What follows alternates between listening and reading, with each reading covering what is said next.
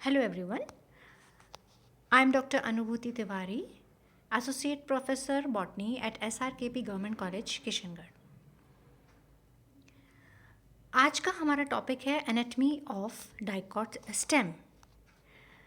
Stem की anatomy, इससे पहले वाले वीडियो में हमने रूट एनाटमी देखी थी और बेसिक स्ट्रक्चर जो था रूट का उसको हमने स्टडी किया था, किस तरह से एक्सटर्नल टिश्यूज़ होते हैं और जो बेसिक सेंट्रल टिश्यूज़ होते हैं वो पढ़े थे। अभी इस वीडियो में हम स्टेम की एनाटमी देखेंगे। स्टेम जो है उसको हम तीन इम्पॉर्टेंट पार्ट्स में डिवाइड करते हैं एनाटमी को। सबसे पहले आती है epidermal tissue system. Epidermal tissue system मतलब जो सबसे बाहरी स्तर होता है उसको हम जो डाइकॉट स्टेम में एपिडर्मिस जो है वो मल्टी सेलुलर हेयर से कवर्ड होता है और उसके ऊपर थिक क्यूटिकल भी पाया जाता है। ये आउटर मोस्ट एपिडर्मिस है। इसमें कहीं कहीं पर मल्टी सेलुलर हेयर्स पाए जाते हैं और थिक क्यूटिकल होता है जो कि इसको एडवर्स कंडीशन से इसकी जो टिश्यूज़ हैं उनको बचाता है। एक्सेस ट्रांसपिरेशन ना हो, वाष्पोत्सर्जन ज़्यादा ना हो, उससे भी इसको बचाता है। दूसरा आता है ग्राउंड टिश्यू। ग्राउंड टिश्यू में कई सारे टिश्यूज़ आते हैं। देखिए, सबसे पहले आता है एपिडर्मिस के नीचे वाली जो लेयर है उसको अपन बोलते हैं हाइपोडर्मिस। हाइपोडर्मिस जो है वो कई बार कॉलनकाइमेटस होती है या पेरेन्काइमेटस हो सकती है, बहुस्तरीय या एक स्तरीय भी हो सकती है। उसके अंदर वाली जो कोशिकाएं होती हैं वो आती हैं मिडिल कॉर्टेक्स। मिडिल कॉर्टेक्स का मतलब है ये वाली मिडिल कॉर्टेक्स, मतलब जो लेयर हाइपोडर्मिस के अंदर होती है। इनकी कोशिकाएं भी या तो पेरेन्काइमेटस यानी कि मर्दूत हो सकती हैं या उनमें कॉलनकाइमेटस या स्केलेनकाइमेटस की प्रकार हो सकता है। कुछ कोशिकाएं कॉलनकाइमेटस की जगह क्लोरेनकाइमेटस भी होती हैं। काइमेटस, क्लोरेनकाइमेटस का मतलब क्लोरोफिल जिनमें उपस्थित होता है उसको, हरित लवक उपस्थित होता है तो उसको हम क्लोरेनकाइमेटस कहते हैं। तो ये भी कॉर्टेक्स की कोशिकाएं हो सकती हैं। इसके अंदर वाला क्षेत्र जो आता है उसे बोलते हैं हम, कॉर्टेक्स के अंदर वाला, एंडोडर्मिस, अंतः त्वचा। एंडोडर्मिस जो पहले वाले लेक्चर में हमने पढ़ा था कि ढोलकाकार कोशिकाएं यानी कि बैरल शेप्ड सेल से बना हुआ होता है, एक स्तरीय होता है और ये सबसे भीतरी कोशिका होती है, कोशिकीय स्तर होता है जो कि अंदर वाले स्टील को बाहरी टिश्यूज से यानी कि कॉर्टेक्स एपिडर्मिस से विभेदित करता है। तो यहाँ तक तो आपके टिश्यूज़ आ गए जो कि ग्राउंड टिश्यू के बाहर, वेस्कुलर बंडल के बाहर होते हैं। अब अगला आता है पेरीसाइकिल। पेरीसाइकिल जिसे हम परिरंभ कहते हैं और हमें पता है पेरीसाइकिल जो है वो वेस्कुलर टिश्यूज़ यानी वेस्कुलर बंडल संवहन तंत्र को घेरे रहता है और संवहन तंत्र और पेरीसाइकिल मिलकर ही रंभ बनाते हैं। इसके अलावा आता है टिश्यू पित्त। पित्त यानी कि मज्जा, जो कि केंद्रीय भाग होता है। किसी भी वेस्कुलर बंडल का जो केंद्रीय भाग होता है, यहाँ पर देखिए आप, इस तरह से वेस्कुलर बंडल्स लगे हुए हैं और जो सेंट्रल वाला पार्ट है वो पित्त कहलाता है। ये जो पित्त है वो मृदुतकीय कोशिकाओं का बना हुआ होता है और आसानी से विभेदित हो जाता है।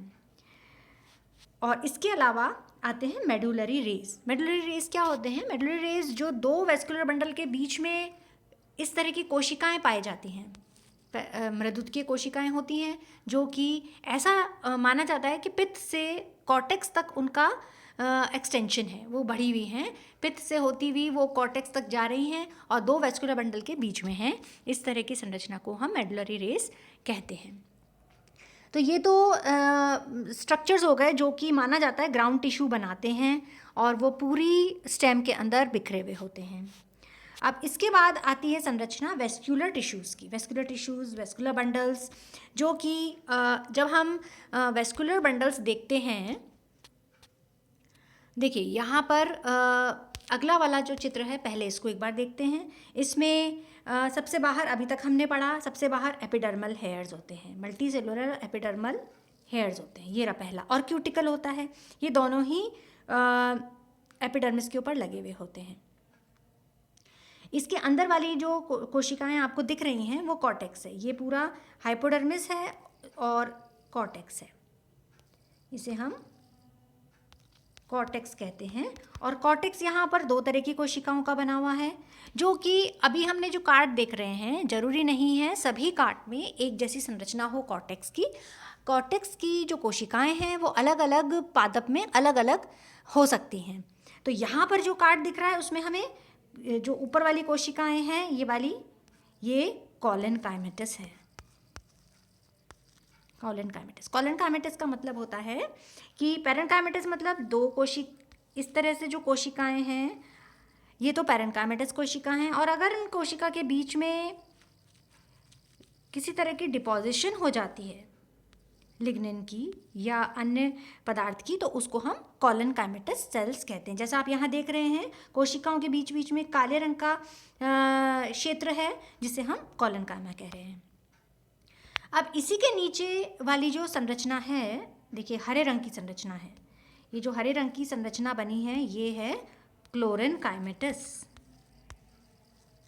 काइमेटस सेल्स। क्लोरेन काइमेटस मतलब क्लोरोफिल उपस्थित है, इसलिए ये ग्रीन कलर की दिख रही हैं आपको, और वो क्लोरेन काइमा बनाती हैं। इसके नीचे वाली जो कोशिकाएं हैं वो नॉर्मल हैं, यानी कि वो पैरेन काइमा है, पैरेन काइमेटस कोशिकाएं हैं, मृदुतकीय कोशिकाएं हैं। तो इस तरह से कॉर्टेक्स जो है वो अलग अलग स्तरों में अलग अलग प्रकार की कोशिकाओं में विभेदित होता है। इनके अंदर वाली जो कोशिका आती है वो है एंडोडर्मिस। एंडोडर्मिस जो हमने पहले के वीडियोस में भी पढ़ा है उसके बारे में, वो दो कॉर्टेक्स और एपिडर्मिस, कॉर्टेक्स को अंदर वाली जो वेस्कुलर बंडल्स हैं उनसे विभेदित रखती है। तो ये तो हो गई एंडोडर्मिस तक। अब सबसे अंदर वाला जो क्षेत्र जो है ये कहलाता है पित्त, जो वेस्कुलर बंडल्स के भी अंदर होता है और ये भी पैरेन्काइमेटस कोशिकाओं से बना हुआ होता है। इसके अलावा आप देख रहे हैं ये जो दो बंडल्स के बीच में जो जगह है उसको बोलते हैं अपन मेड्यूलरी रेस। मेड्यूलरी रेस बनाती हैं जो दो वेस्कुलर बंडल्स के बीच का क्षेत्र होता है। इसके अलावा आती है पेरीसाइकिल। देखिए ये ऊपर वाला जो क्षेत्र है, बंडल के ऊपर वाला जो क्षेत्र है, वो हर बंडल, वेस्कुलर बंडल के ऊपर सिर पर एक कैप की तरह समझ लीजिए या एक की तरह समझ लीजिए, एक क्षेत्र होता है जो कि पेरीसाइकिल बनाता है। पेरीसाइकिल यानी कि परिरंभ। और यहाँ पर जो ये कोशिकाएं हैं ये स्केलेरन काइमेटस हैं, दृढ़ोत्कीय कोशिकाएं हैं। यानी कि दृढ़ोत्कीय कोशिकाएं क्या होती हैं? वो कोशिकाएं जो कि मृत होती हैं, जिनका अंदर का जो ल्यूमेन है, वो उनकी जो वॉल है, वो अंदर वाला जो उनके अंदर सेल साइटोप्लाज्म था, प्रोटोप्लाज्म था, वो मृत हो जाता है क्योंकि उनकी जो वॉल है वो थिक हो जाती है। और ये मृत कोशिकाएं हैं जो दृढ़ोत्कीय कोशिकाएं हैं, इसलिए यानी कि दृढ़ता प्रदान करती हैं पादप को। तो इन कोशिकाओं से मिलकर ये वाला क्षेत्र बना हुआ होता है। अब इसके बाद हम देखते हैं वेस्कुलर बंडल। वेस्कुलर बंडल आपको यहाँ दिख रहा है। इसको अलग से देखने के लिए मैंने सिर्फ वेस्कुलर बंडल का चित्र लिया है। एंडोडर्मिस आ गई, ये आपकी पेरीसाइकिल आ गई,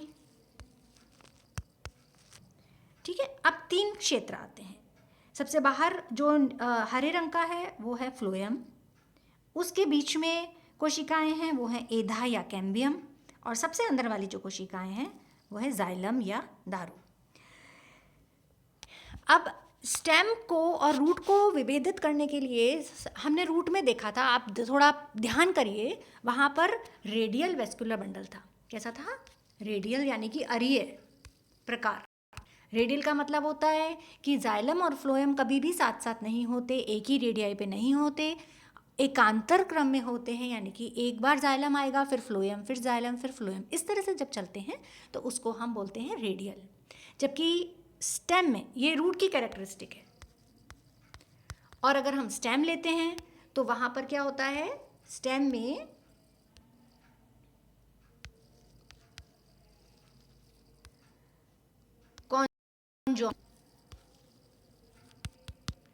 कोलेट्रल,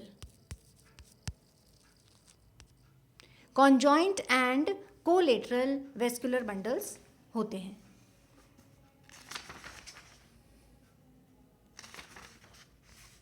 तो इस प्रकार का जो वेस्कुलर बंडल है उसे हम कहते हैं संयुक्त समपार्श्विक वर्धी, यानी कि जब एक ही रेडियाई के ऊपर जाइलम और फ्लोएम लगे हुए, यहाँ आप देख रहे हैं एक ही रेडियाई के ऊपर जाइलम भी है और फ्लोएम भी है।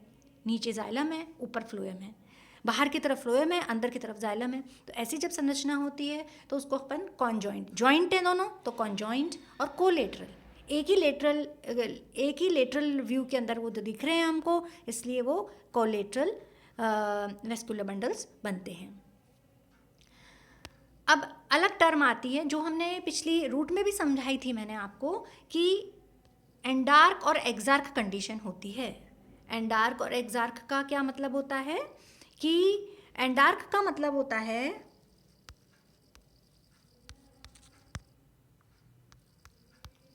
प्रोटोजाइलम की जो पोजीशन है अगर वो पित्त की तरफ हो तो वो एंडार्क होती है, जो कि स्टेम में पाई जाती है। तो आप अगर स्टेम को देखते हैं कि संरचना देखते हैं तो अगर उसके बंडल्स मतलब उसमें जो प्रोटोजाइलम है, वो प्रोटो मतलब जो छोटी हैं कोशिकाएं हैं, वो अगर जाइलम की जो कोशिकाएं छोटी हैं वो अगर पित्त की तरफ हैं, मज्जा की तरफ हैं, तो उसको हम प्रोटोजाइलम कंडीशन, उसको हम एंडार्क कंडीशन कहते हैं। वहीं दूसरी तरफ देखिए, यहाँ इस चित्र में देखिए, ये वाला जो है आपको दिख रहा है, ये नीचे वाला प्रोटो है और ऊपर वाला मेटा है। तो अंदर की तरफ जा रहा है ये पित्त की तरफ, इसके बाद यहाँ पित्त है। तो जब यहाँ पर पित्त है और प्रोटोजाइलम की पोजीशन यहाँ है, यानी कि ये कैसी कंडीशन हुई, एंडार्क। तो इस चित्र को देखते ही जब एंडार्क कंडीशन है, आपको कोई नहीं बता रहा कि ये किस का ट्रांसवर्स सेक्शन है, अनुप्रस्थ काट है, पर आप इस संरचना को देखकर बता सकते हैं कि ये एक स्टेम का काट है। दूसरी बात जो है, अब यहाँ पर आपको ये पीले रंग की संरचना दिख रही है, कोशिकाएं दिख रही हैं, ये होती हैं केम्बियम या एधा। केम्बियम या एधा का मतलब ये होता है कि जब आपकी वेस्कुलर बंडल जो है अगर उसमें एधा उपस्थित है तो उसको हम लिखते हैं ओपन प्रकार, यानी कि संवहन पूल वर्धी प्रकार के हैं, ओपन प्रकार के हैं। और अगर तो केम्बियम प्रेजेंट है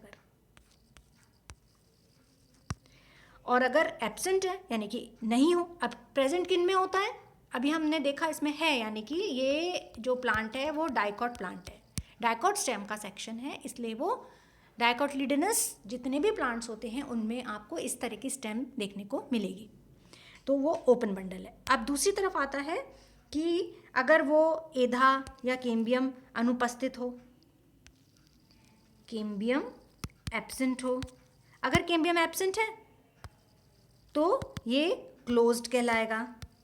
वेस्कुलर बंडल के लिए लिखेंगे हम अवर्धी, तो पूरा बोलेंगे संयुक्त संपार्श्विक वर्धी अगर ओपन है, संयुक्त संपार्श्विक अवर्धी यानी कि क्लोज्ड है। तो इस तरह का होता है और ये कैरेक्टरिस्टिक होती है मोनोकॉट की। मोनोकॉट प्लांट जो होते हैं उनमें मोनोकॉट्स यानी कि पोएसी फैमिली, ग्रास फैमिली, सभी अनाज जो आते हैं, धानें जो आती हैं वो इसमें आती हैं। तो उनके अंदर आपको क्लोज्ड वेस्कुलर बंडल्स मिलेंगे। यानी कि सेकेंडरी मेन काम क्या होता है इसका, केम्बियम का, केम्बियम का जो काम होता है यानी कि एधा का काम होता है, आपको पता है सेकेंडरी ग्रोथ। सेकेंडरी ग्रोथ क्या होती है, सेकेंडरी ग्रोथ होती है जबकि पादप की जो परिधि है उसमें बढ़ोतरी होती है, वो बढ़ता है, यानी कि जो जाइलम है वो सेकेंडरी ग्रोथ के बाद बढ़ती जाती है और वो तना मोटा होता जाता है। तो ऐसी ज़रूरत किन पादपों में पड़ती है, यानी कि डाइकॉट प्लांट जो होते हैं, हमें पता है डाइकॉट प्लांट, ज़्यादातर प्लांट जो होते हैं वो बहुवर्षीय होते हैं। तो बहुवर्षीय जब संरचना कोई बनेगी, उसको कई सारी साल जीना है, तो उसको क्या करना पड़ेगा, अधिक से अधिक जाइलम या अधिक से अधिक वुड अपने अंदर डेवलप करनी पड़ेगी। तो ऐसी स्थिति में कैम्बियम उसमें उपस्थित होता है। वहीं जो मोनोकॉट प्लांट्स हैं वहाँ पे कैम्बियम एब्सेंट होता है। कैम्बियम एब्सेंट होता है, एब्सेंट है किसमें, मोनोकॉट्स में, क्योंकि मोनोकॉट हमने बताया ज़्यादातर वो प्लांट्स होते हैं जो कि एक वर्षीय होते हैं, एनुअल होते हैं। तो एनुअल प्लांट जो होते हैं उनमें वुड की ज़रूरत ही नहीं है, क्योंकि एक ही वर्ष जीना है, एक ही तरह के उनको मौसम, एक ही साल के मौसम को झेलना है। तो उनकी जो दृढ़ता है, वो जो उनमें जो टिश्यूज़ होते हैं उनसे ही वो प्रदान हो जाती है, इसलिए उनमें सेकेंडरी ग्रोथ नहीं पाई जाती। तो इसलिए वहाँ पर कैम्बियम एब्सेंट होता है। तो उस परिस्थिति में हम वेस्कुलर बंडल्स को क्लोज्ड लिखेंगे। ठीक है, तो ये तो बात हो गई वेस्कुलर बंडल्स की। अब हम ने चित्र देखा मोटा मोटा, एक बार ये चित्र वापस देख लीजिए। सबसे अंदर पित्त दिख रहा है आपको, फिर उसके बाद वेस्कुलर बंडल्स हैं। वेस्कुलर बंडल्स यहाँ जो दिख रहे हैं, conjoint, collateral and dark. Open अगर कैम्बियम है, डाइकॉट कर रहे हैं तो ओपन लिखना पड़ेगा आपको। तो 4 चीज़ें आपको लिखनी, जॉइंट, कोलेट्रल एंड डार्क और ओपन। ठीक है, 4 चीज़ें आप लिखेंगे तब आपका ये पता चलेगा कि ये डाइकॉट स्टेम है। ठीक है, इतना आप पढ़िए, इन चित्रों को बना के प्रैक्टिस करिए, वेस्कुलर बंडल्स को प्रैक्टिस करिए, और फिर आगे के वीडियोज़ में आप इन्हीं से रिलेटेड टॉपिक्स पढ़ेंगे।